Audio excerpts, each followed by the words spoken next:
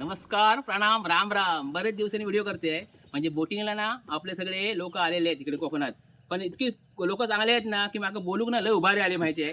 कारण त्यांचा हसणं आणि त्यांचा नम्रपणे हसणं उगाच हसणं नाही, त्याच्यामुळे ना लय बोलूक बरा वाटला. पण त्यांच्याकडे आता विचारूया त्यांनी कसा वाटला फिरून.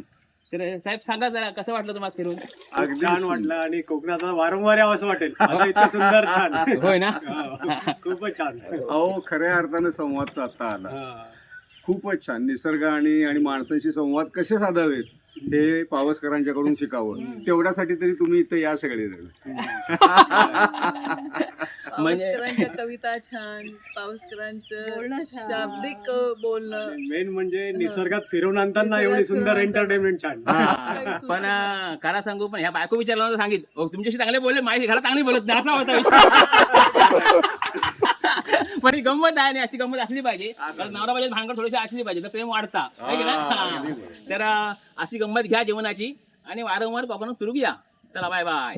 बाय.